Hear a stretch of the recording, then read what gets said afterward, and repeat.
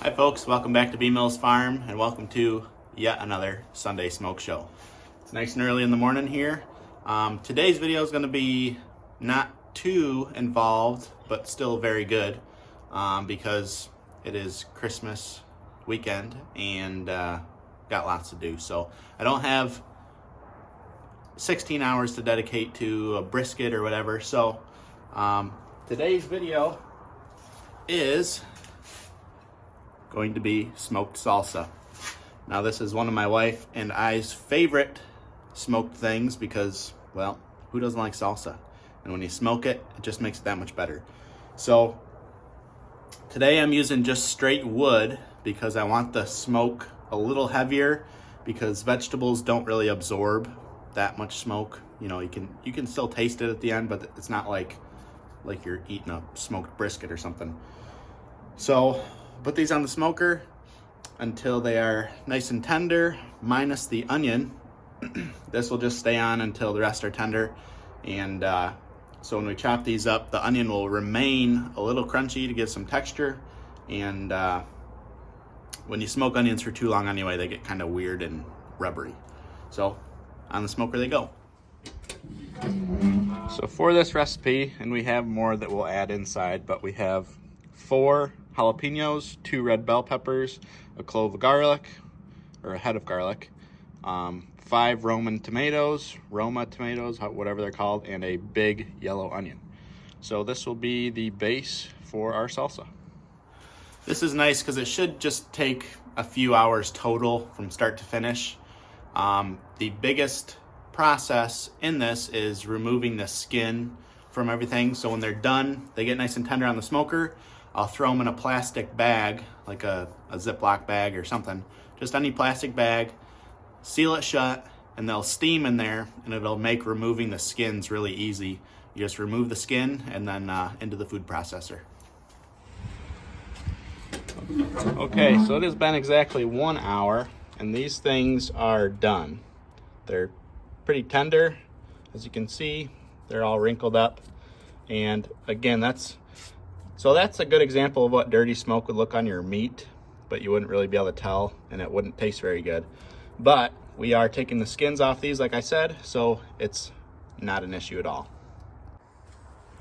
So for this fire, I just ran straight hickory wood chunks, just lit them on fire with my torch and let them burn.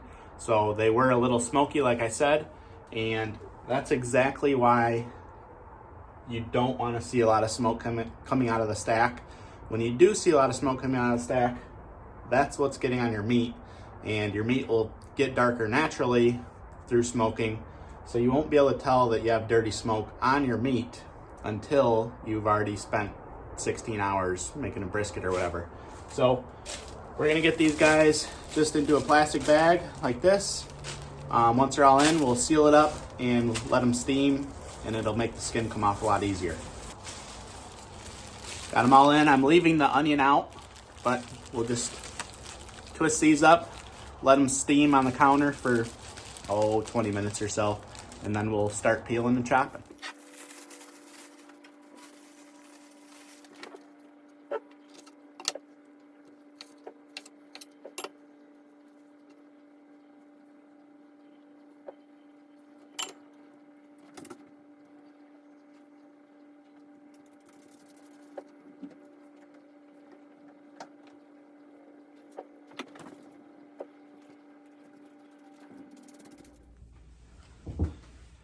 Okay, so we got all the vegetables chopped up, peeled, and in a bowl.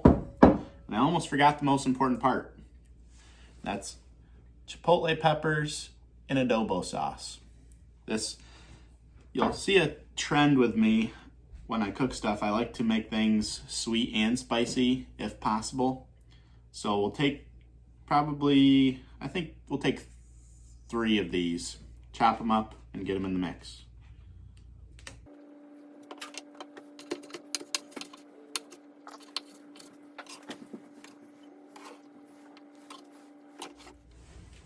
So the good thing about the chilies and adobo sauce is they're smoky by themselves.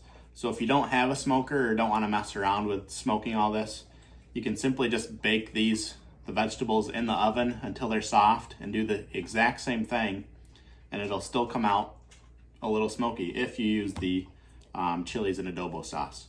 So I just rough chop all this stuff. I got this little manual food processor, or I don't even know if that's what it's called, but it chops stuff and makes it smaller. So gonna do a little bit at a time, and we'll dump it all into a bowl, mix it up, and add a few other things.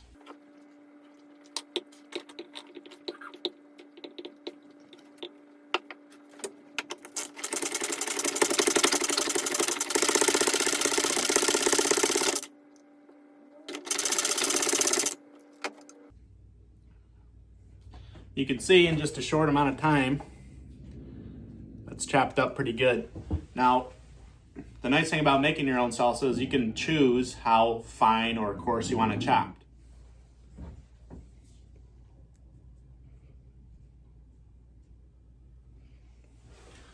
Okay, this is all chopped up, looking really, really good.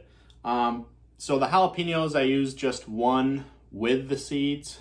You want to be really careful when you're making something like this that you don't initially make it way too hot, because then it's really hard to cool it down. So if you start out with just a little bit of heat, and as this cools in the fridge, it'll get hotter and hotter as time goes on. So if you do need to add more heat later on, you can simply add hot sauce or cayenne pepper or something like that.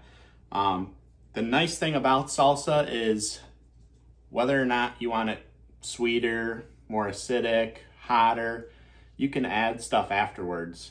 If you want it sweeter, you can add your favorite barbecue sauce. If you want it hotter, hot sauce. You can kind of play around with it.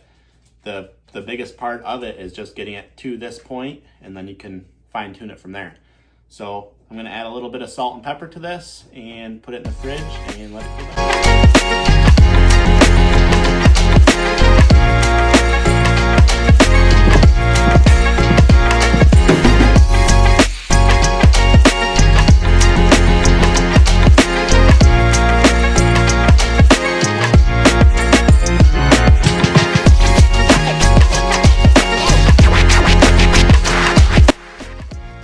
All right, it's the next day. Today's Christmas Eve. This salsa has set in the fridge overnight and it's nice and cool, so we'll give it a shot.